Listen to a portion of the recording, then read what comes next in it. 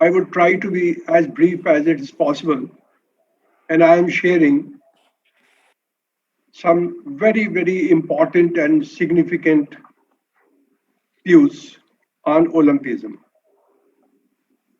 Now, if you look at the screen here, you see the Olympic motto and five interlinked rings. Both speak for themselves, and there is no need for me to go into the details because all these details are available in the textbooks that students generally study. But however, they sum up the philosophy, the values of Olympic sport, of Olympics as such. What these values were almost 2005 years ago, and what these values are today, that will be explicit as I go into a little bit of details. Now, the ancient Olympics, what was the spirit? Here are a few words that explain for themselves the spirit behind the Olympic sport. Truce, you know it, that before the Olympics started in ancient times, there used to be a truce, that is exchira, or what is called the no war, because all the Greek city-states were always fighting among themselves. But so much of value was attached to sport, Olympic sport, that there was complete peace a month before and a month after the games. Honor, they fought for honor. The games were held in honor of Zeus. Zeus. There was honesty of purpose. There was duty, healthy body towards healthy mind, fair play, pursuit of excellence, and integration of moral, artistic, intellectual, and physical creativity. It's no surprise that the Greek education, the complete Greek education, comprised of aesthetics, ethics, mathematics, and athletics. These are the four very important values of life. Aesthetics, beauty; ethics, morality; mathematics, for the development of mind; and athletics. And it's no doubt very clear from the history of Olympic Games that the schools of Aristotle and Plato, the academy and Lyceum, they were located in the gymnasium, which means education started in gymnasium. And it was complete education. Now, here are some examples of perfectly proportioned athletes. There have been so many, but I have chosen few of them to illustrate how athletes of those days, they were not only physical giants, powerhouses of strength, but they were very intellectually shaped best shape, Milo of Crotona, the man who won 6 Olympics. This is the record. He is a great wrestler, a person. Sports training of today is exemplified in him. He used to train with a calf, a newly born calf, and 4 years he would lift the calf and do exercise until the Olympics came. So you can imagine a small calf became a bull, and he lifted that bull to the Olympic site, and it is said that he devoured that bull and ate almost 8 to 12 kg of meat.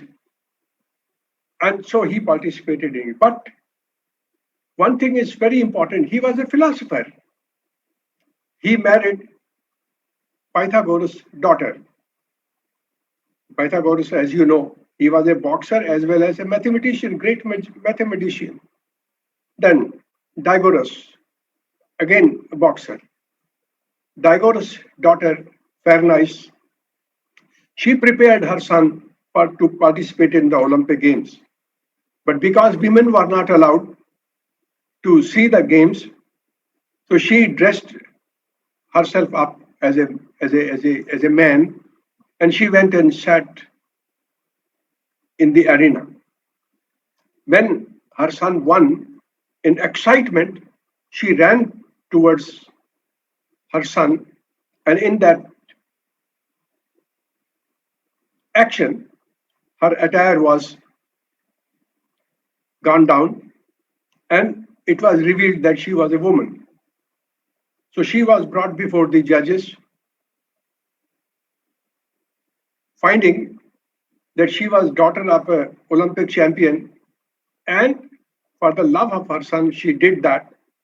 They excused her, but they did not excuse themselves. And from that day onward, they decided that all participants in the Olympic sports, they would participate naked so that no woman could see. So these are some of the important boxers, but at the same time, they were intellectual giants also. This shows how complete was the Greek education and how the Grecians had the aim to develop body and mind together.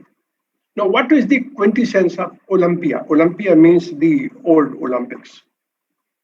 Old Olympics were known as Zeus Games, because, as you know, they were held in honor of Zeus, and Greeks assembled there first to pay homage to their gods, to enjoy elite competition, and to appreciate their common culture. That was the aim. And a high moral tone was attached to the games. Athletes swore to observe rules, and judges swore to be fair.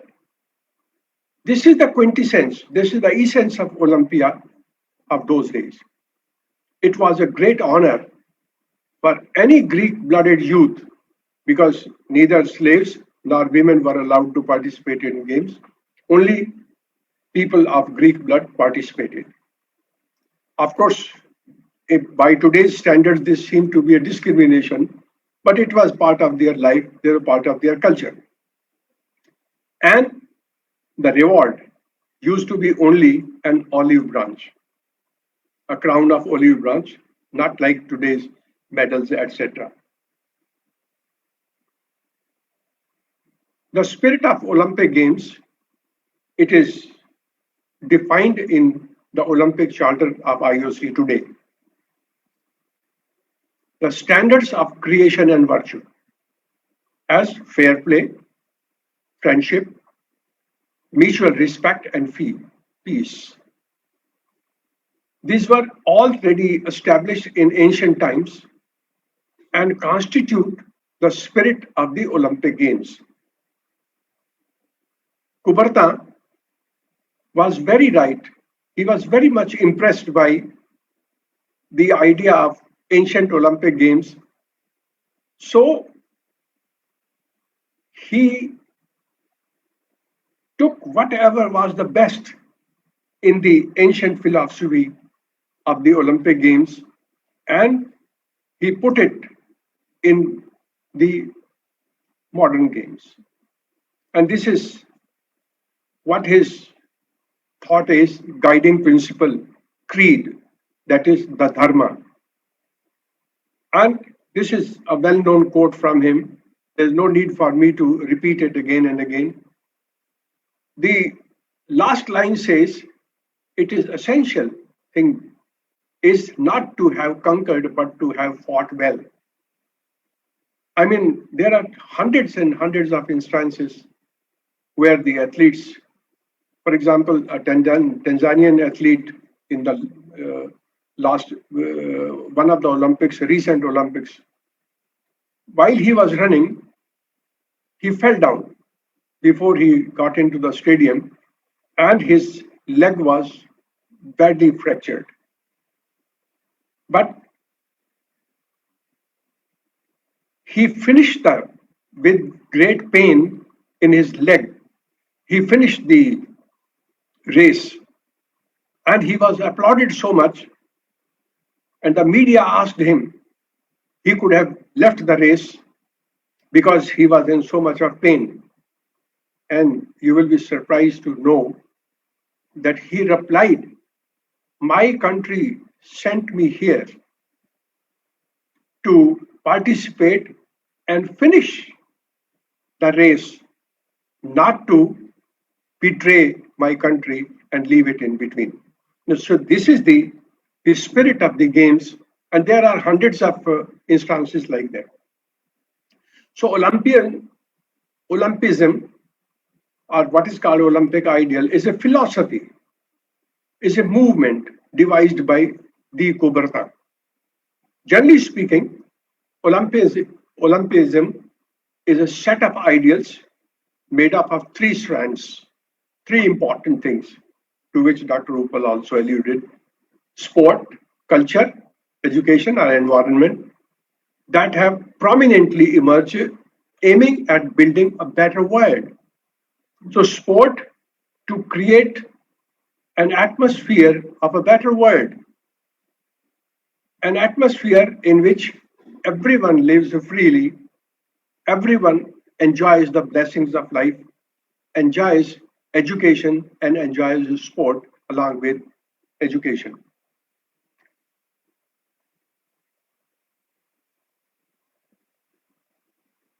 Known to be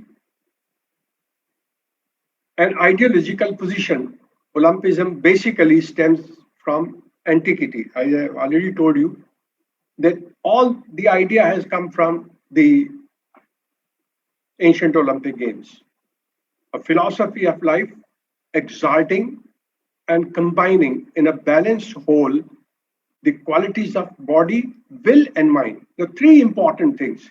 One is body, and because you do whatever you do in your life through your body, unless your body is healthy and strong, you can't do anything. Then will, strong will. It is strong will not to win, but a strong will to compete and aim at excellence, and a strong mind. So blending sport with culture and education is one of the ideals of the Olympism. And this statement is qualified by a way of life based on joy found in effort, education value of good example, and respect for universal fundamental ethical principles, moral principles. Human beings have to be moral. Human beings have to be ethical. They no education, no sport education, no sport will teach you or will force you to be unethical. It is man who creates the anti-ethics for himself or herself.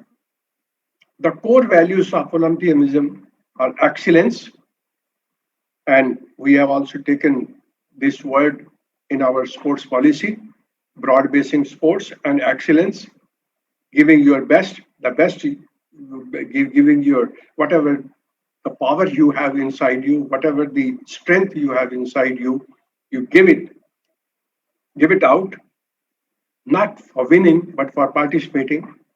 Then friendship and mutual understanding among people, building a peaceful and better world through solidarity, team spirit, joy, and optimism. And respect, Dr. Upal also alluded to it, respect for oneself. Unless you respect yourself, you don't respect anybody else, or you don't respect even God, or you don't respect your parents.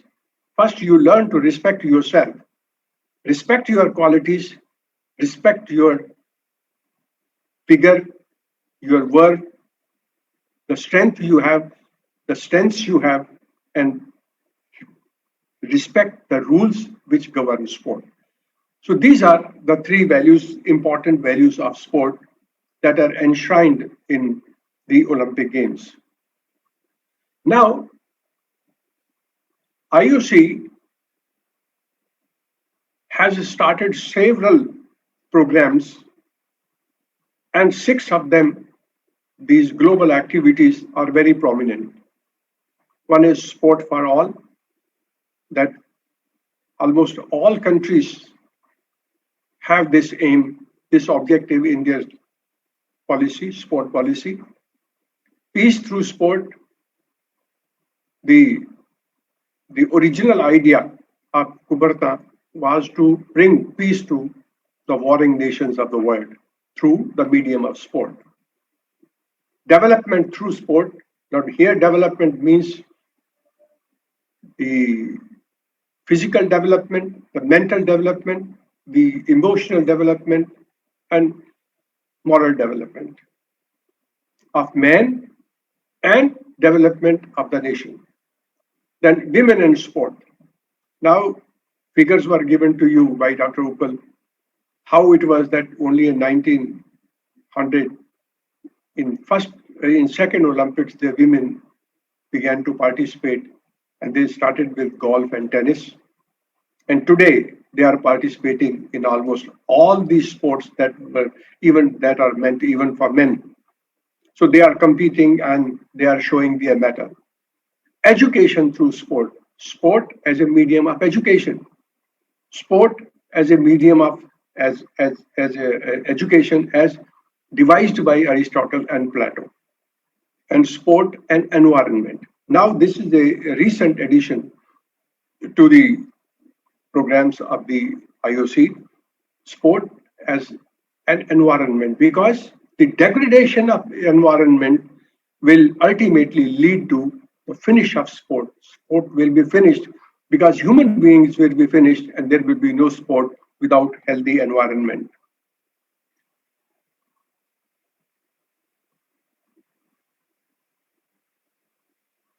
The Olympic Games are the grandest and the noblest mind-blowing show of muscle, mind, and spirit in action.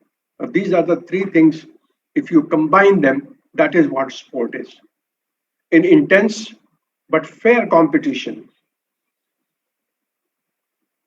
the rules are there to make athletes fair in their dealings, in their sport, in which best of the Homo Olympicus means those who are, this is a new word which means the Olympic personality of an Olympic athlete, participate in a wide spectrum of sports to achieve personal success and win laurels for their respective nations.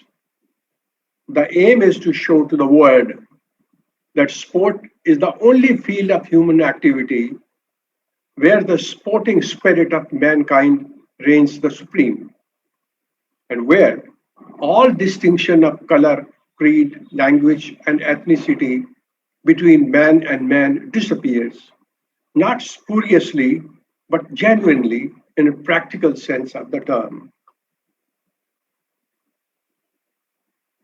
Now, my comments on Olympianism. What has been happening after almost second Olympic Games? The values of Olympianism have been gradually sliding. First is, over time, professionalism has begun to overshadow amateurism. This was one of the ideals of Olympic Games. And Kuberta wanted all athletes to be amateur. That means not moving on the crutches of money and even science.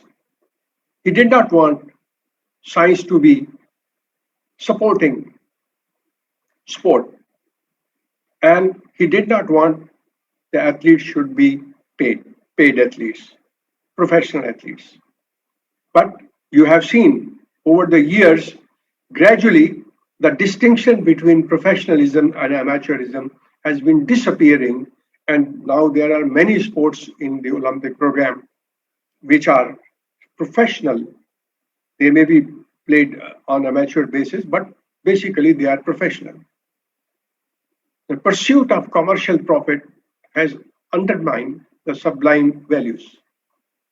When the Olympic Games were held in the last century in Los Angeles, everything was on sale.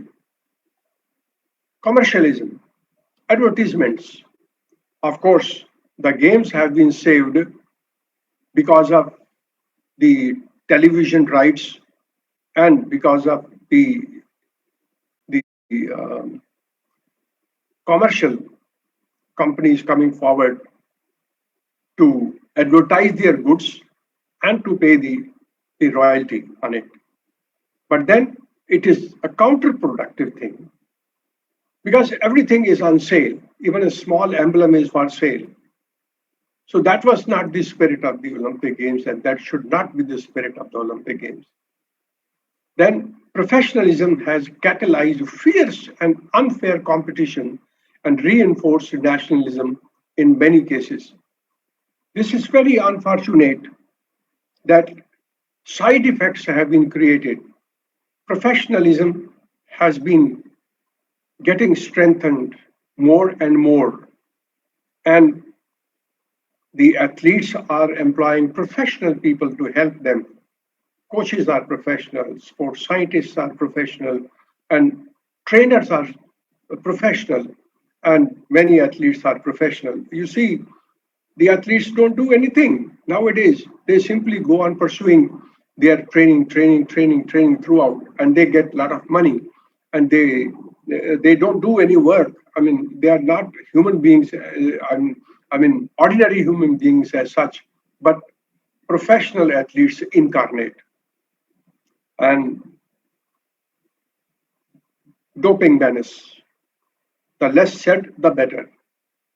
How it started and what is happening, and how even best of the athletes at the international level, even at the national level, they are getting ashamed because in one way or the other, they are using doping. Doping is their strength. Of course, there is a very thin line between what is doping and what is not doping. But the moment IOC tries to put a check on it, then something new appears and something new happens. And people are very creative. And along with what they create and contribute to Olympic Games, they also create doping type menace. I mean, these are the things which are overshadowing the Olympism. And my last point is, as performance horizons expand, if you look at the performance of athletes starting with the first Olympic Games and today, look at any event, look at any sport discipline, you find there has been unimaginable, incredible expansion in the horizons of performance. I mean, performance has running 100 meters less than 10 seconds is a greatest example of performance horizons be expanding. And human beings are becoming more and more determined in the pursuit of these excellence. So with this, I beg your pardon and I finish my presentation.